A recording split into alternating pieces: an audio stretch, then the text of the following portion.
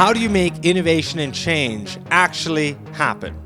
Here we are experiencing history's highest rate of change, disruption, ambition, and opportunity, and yet most people don't have the tools or tactics to actually be prepared for a faster moving world. I'm going to go through a series of tactics that we've learned helping NASA prototype the journey to Mars and working with about 600 brands, billionaires, and CEOs in their quest to predict and create the future. We're also here to have some fun. I'm here to get you riled up. So, who's excited to be here? The thing about space that's really weird is that I would expect there to be a horse in space. Actually, I would expect there to be exactly 2 horses in space, and I'd expect them to be 4 foot 8.5 inches wide. And the reason why is that NASA's solid rocket boosters were determined based on the width of 4 foot 8.5 inches wide, not coincidentally, but specifically because that is the width of those horses. To understand this riddle, you'd have to go back to the Roman Empire. The Romans had the biggest land because they patrolled that land with a 2-horse Roman war chariot.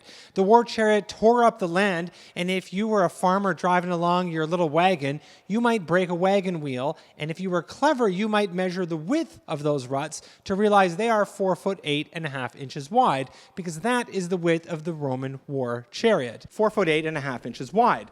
Now, when the first wagons come around, then they start being 4 foot 8.5 inches wide. When wagonways are getting towed by horses before there are trains, they make those railways what? 4 foot 8.5 inches wide. We can't even say it. It's so complicated. Europeans make trains on tracks that are 4 foot 8.5 inches wide. Random trivia, America is not connected to Europe by rail. You might not know that. But even so, the Americans start making their train tracks, and they make them 4 foot 8.5 inches wide. Difficult to say. We replace all the train tracks for higher speed trains, redo all the rail networks, make them 4 foot 8.5 inches wide. And when speed trains start going 200 miles an hour, many of them still travel on tracks that are 4 foot 8.5 inches wide. So when NASA's transporting the solid rocket boosters, they need to put them on tracks that are 4 foot 8.5 inches wide. And if you're going to fact check me, you'll be like, well, it overlaps the track a little bit, but guess what? It's still determined by the width of 2 horse butts. But what I want you to think of when you see that shuttle is that there are not 2 horses pulling it. So for some reason, that width we still stick to even in outer space. That width is stupid. It is. None of us can even say it in the room. We can't. And we're probably worse off for it. But the takeaway for all of us is that we are more dependent on our past decisions than we like to think. Because everybody wants innovation to happen, but not everyone breaks from the path. And today I'm going to walk you through 5 lessons, 5 best practices that I've learned about trying to get people to break from the path to truly be innovative. So let's kick it off with the subtlety of disruptive ideas. So many big breakthroughs, but so often difficult for us to see.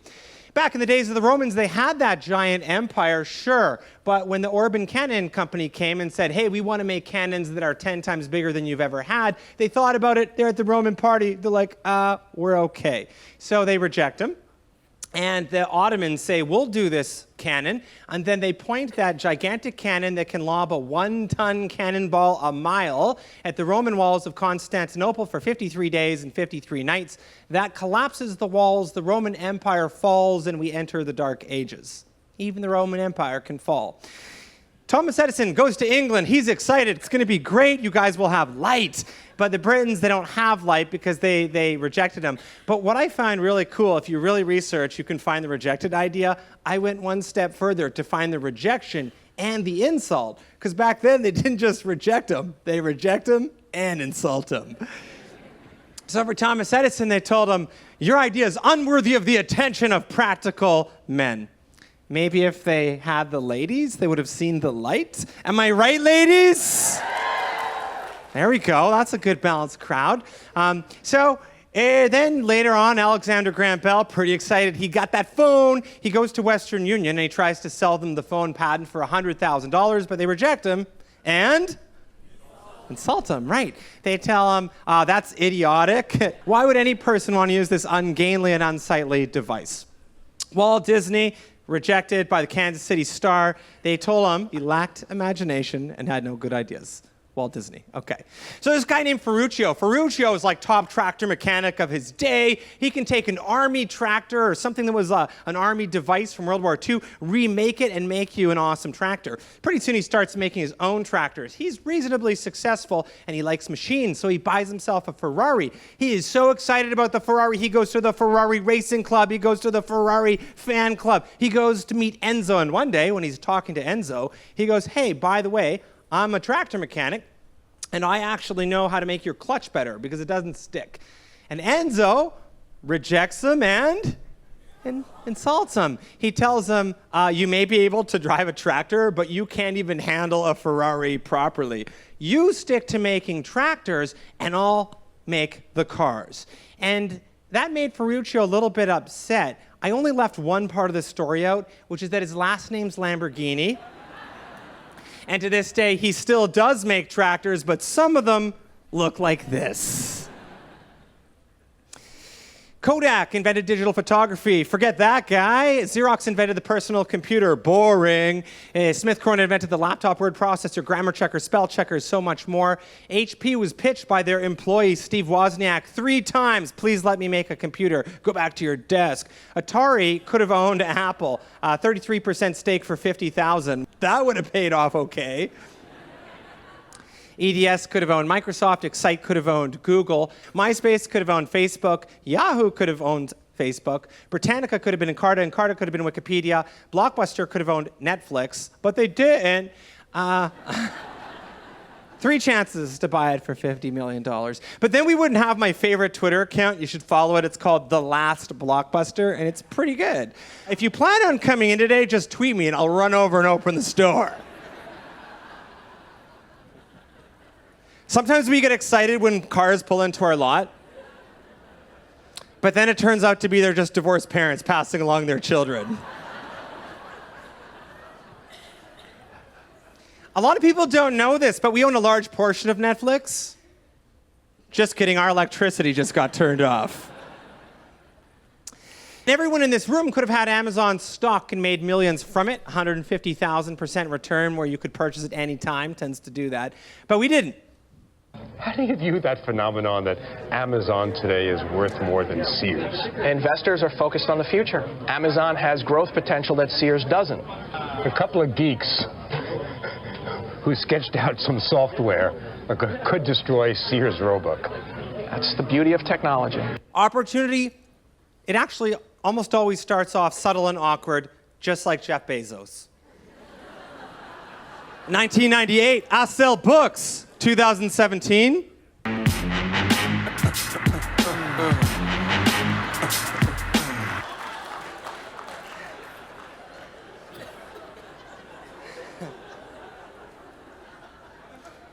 It actually just gets better, to be honest with you, because I want to show you something.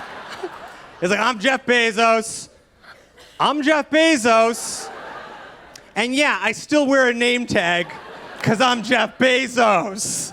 New ideas are subtle and successful people. Successful people are the ones that actually miss out. Each of these companies were overlooked not by randoms, they were overlooked by the most successful icons of their time. And big brands consistently overestimate their level of control.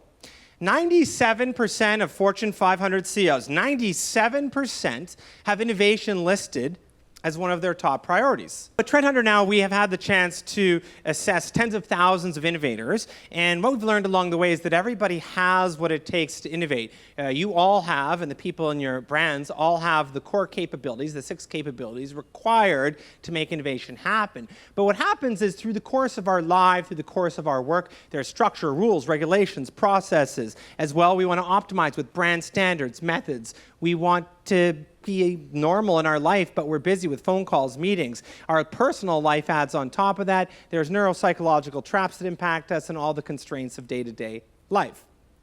Put that together, and instead of leveraging our core strengths, our weaknesses tend to take hold. In our surveys, tens of thousands of people now in Fortune 500s, we've seen that half don't feel like they have enough time to work on their ideas, half don't even know who's responsible for innovation within their brand, and half do not believe that their company has a strong innovation plan. And yet, I already told you that 97% of the CEOs are pretty sure that innovation is one of their top core pillars.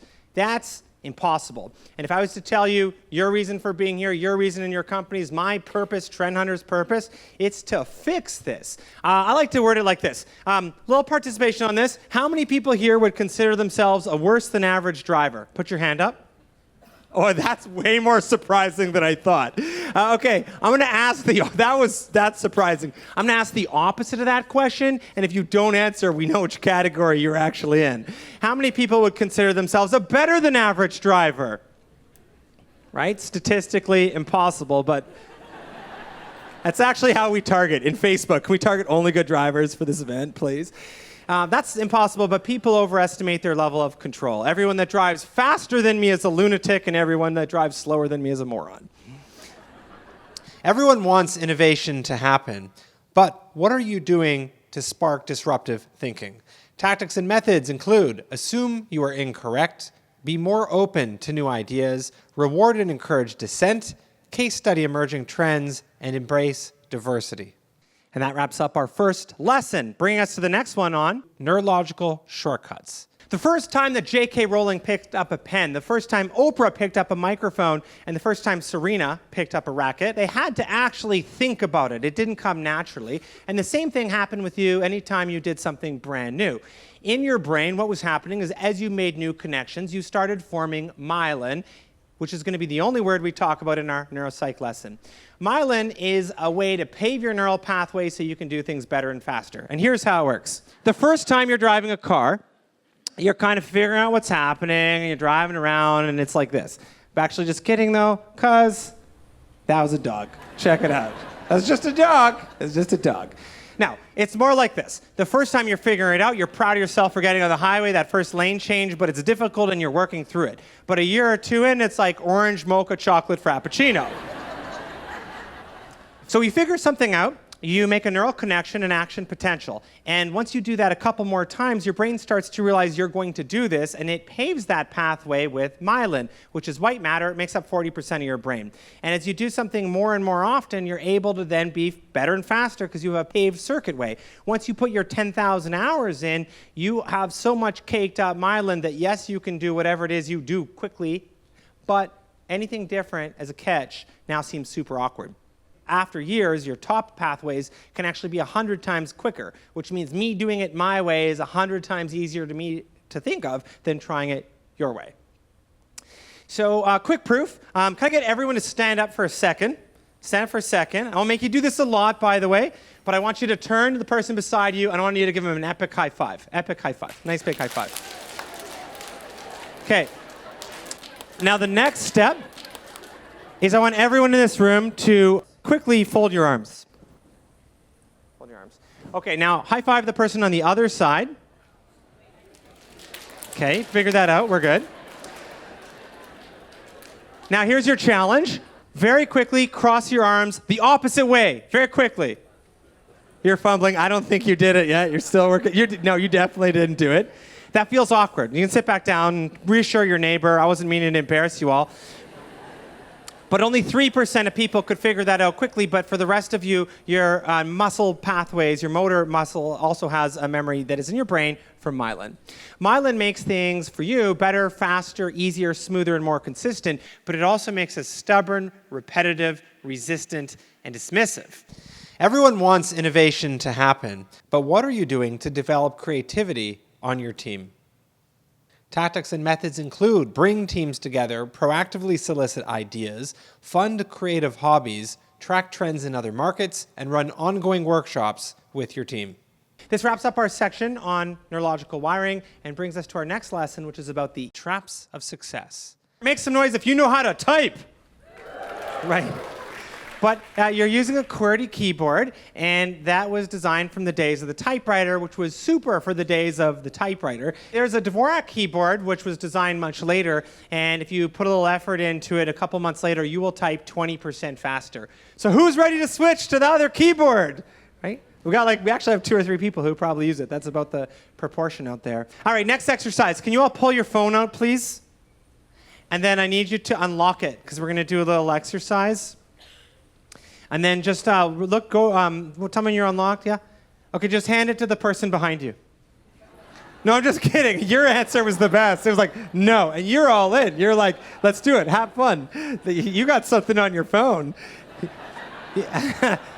But the thing is, we don't want to do something new. We don't want to say yes because saying yes to something is uncomfortable. It's easier to say no. In the words of our client Bill Hayden, who is Chief Strategy Officer at Universal, when he was on our Future Fest stage, he said, boardrooms are full of people who build their careers challenging ideas and showing you what's wrong. When we're busy, it's easier to say no. When we're successful, it's easier to say no. When it's not our department, it's easier to do nothing because it's not my job. I'm not the fence guy. It's not my job. I just put the handicap access signs up. And it's not my job. What do you think I am, a lumberjack? I'm just the line guy, all right? We stay on the path. The way I like to put it is that 1 million years ago, we were hunters. Hunters are nomadic, eat or be eaten. But 10,000 years ago is when people planted the first seeds. And when they did, statistically, that is when we could stay put. Statistically, that's when societies started forming so that we could protect our stuff. And that's great, but it also means that to this day, we repeat whatever led to last year's harvest. We farm. And all of you did your who did your Trend Hunter assessment? Make some noise if you did your assessment. So you learn a little bit more about yourself. The more you work on stuff, the more you get better. You want to become loyal, consistent, and disciplined to protect it. That's the natural order of how a corporation works. When we all have this, individually, when we get better, we want to be loyal, consistent, and disciplined to our idea. But that also makes us protective, complacent, and repetitive. The opposite of this is when we try something and we're new, we are curious, we are insatiable, and we are willing to destroy whatever happened in the past because we have nothing to protect. Sure, we're also a bit more distracted, dissatisfied, and reckless, but that's the order of how things go. These are all good. These are all bad. This is how hunting and farming works. And I can keep going on a statistical analysis of some companies that we did, or we could do one with kids playing and all the same lessons. What do you want to learn from? Okay, this is my little nephew Alex, Kyla's other kid. He is the master builder. He's grown up in this picture. He's become a superstar. But let's diagnose some leadership lessons that he shows us. First, we'll watch it together. Very good. Oh, Allie, don't go by here. That was Alex's tower. Come here, chocolate monster. Come here. Someone's very protective of the tower he just made. Oh, Allie. Oh. Okay, Alex, let's try building it again. Yeah. Mama. And back at it with enthusiasm. The master builder is great at his craft. He realizes it becomes consistent. In fact, he wants to keep on building in the same way because he has discipline, even though the structure he's built doesn't support the same style of building. And when the young millennial comes up, he becomes protective.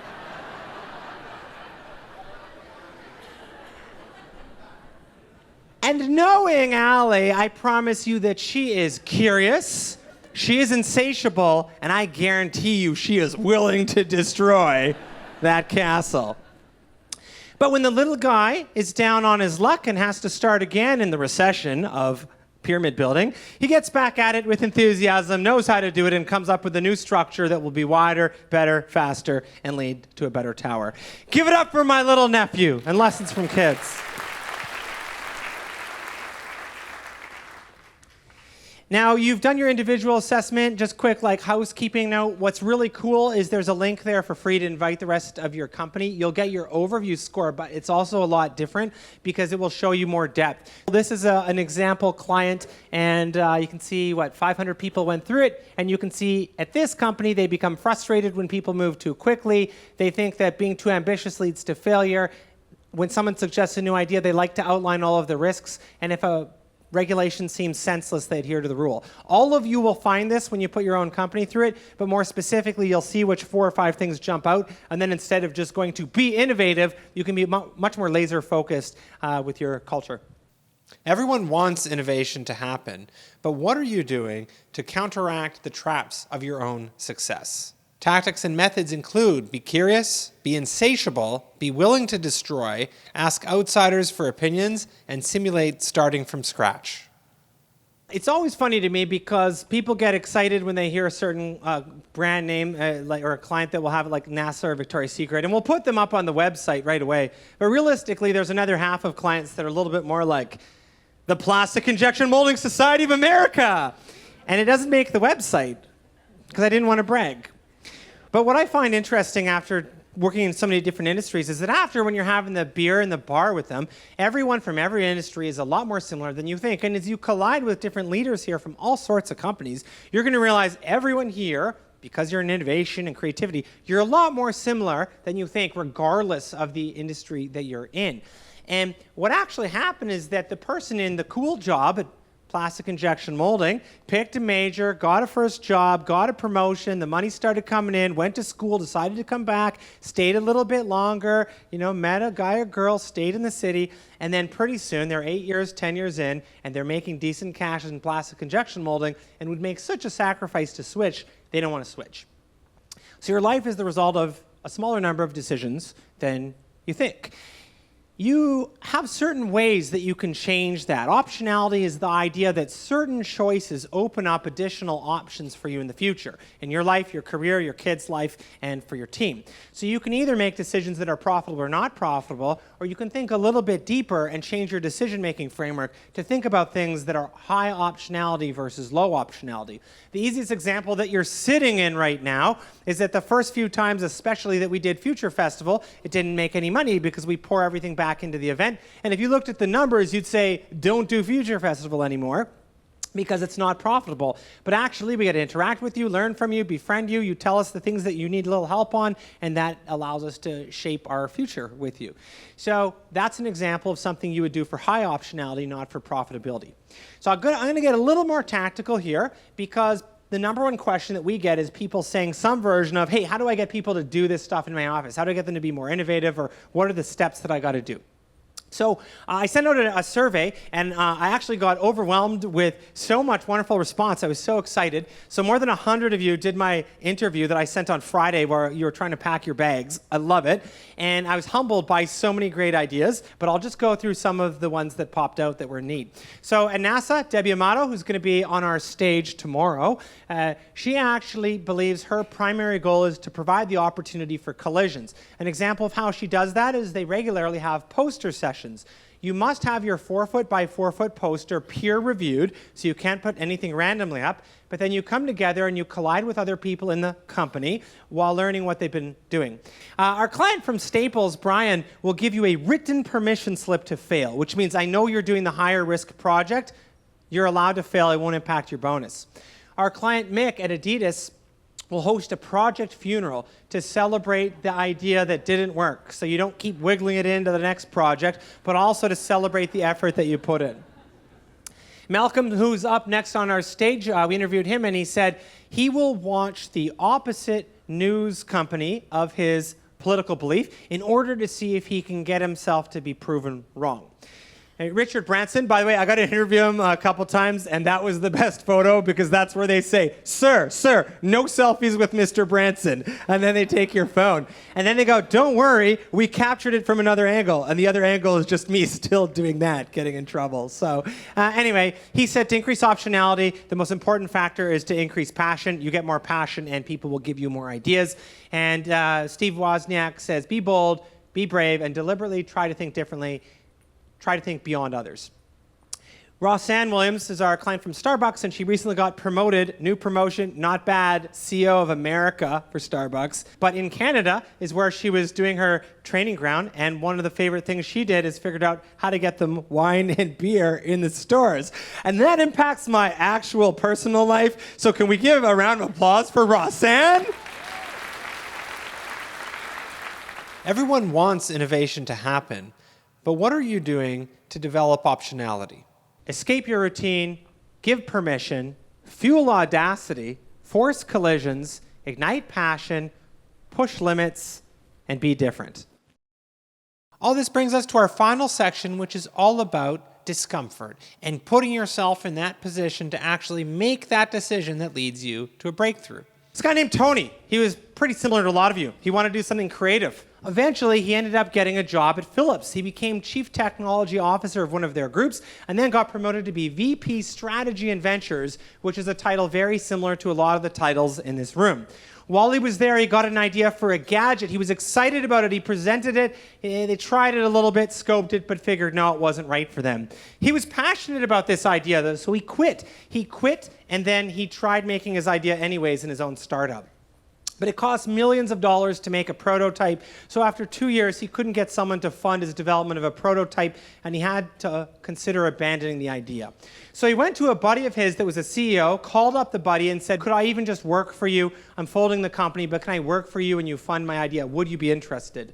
And the buddy's company was struggling. They had $500 million in debt and $25 million in the bank. It's a pretty big disconnect.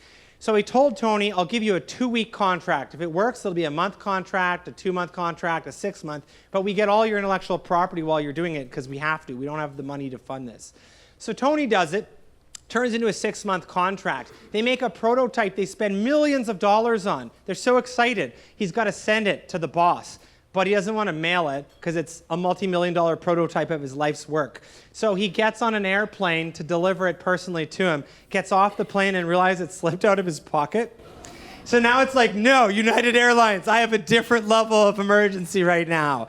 They figure it out. They reroute the plane back. I don't know how you get them to do that, but you have to say, I think I left my baby on the airplane. Can we get that back here? I'll tell you. Anyway, it's a good thing that he found his lost gadget because his friend was Steve Jobs, his company was Apple, and the idea was the iPod. Tony continued working, and that iPod became an iPhone, which is pretty cool, but everyone else didn't think it was cool. Ballmer, worth $40 billion, said, there's no chance. Meanwhile, Motorola said there's nothing revolutionary about that. The Palm billionaire said they're just not going to figure this out. Nokia, the cell phone king with 1 billion customers, had their chief strategist make comments. I like the guy because he said, with Mac, Apple remained a niche, it'll be the same. And this guy, Ansi Van Joki, puts the joke in Van Joki because everywhere you look, he's got wicked quotes. They asked him about what happens if we switch to Android. And his quote was, switching to Android would be like peeing your pants for warmth in the winter. It's like, let me know your business problem. I'll reword it for you. Now, I don't want to draw attention to the local hometown heroes. We do have you up in Toronto. But one of the BlackBerry billionaires, he said, actually, with Apple's advertising, customers are now coming into the store, and then they're leaving with a BlackBerry. And so what it actually has done is increased our sales. Which is true, except that it's totally not true. It's one disconnect. So Tony shows us what happens if you persevere, you work through it, you struggle, you recognize your idea can be awkward, and you make those few decisions, you make those pivots in your life, and you figure it out. He then quit Apple and started a thermostat company. People said, why would you leave Apple after founding the iPod to make a thermostat? But of course, his thermostat was the Nest, and he sold it for $3.2 billion.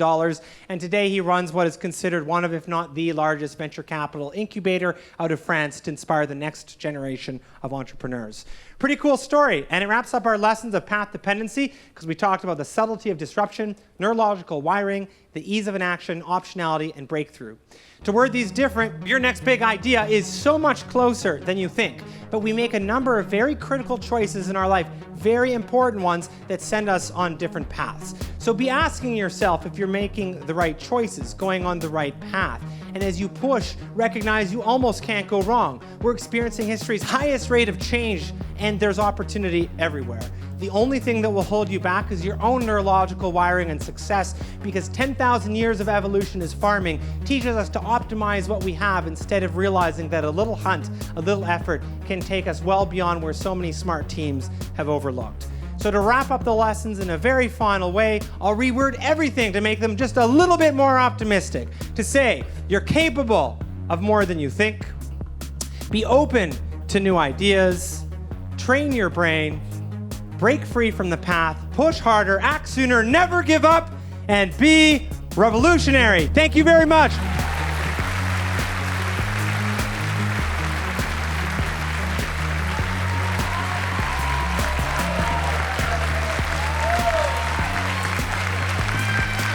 If you want to learn more, visit howtowinthefuture.com and you'll find all of our different resources to help you get inspired. Visit us at one of our epic future festivals or check out one of my other innovation keynotes online to get better at adapting to change and faster at finding your next big idea.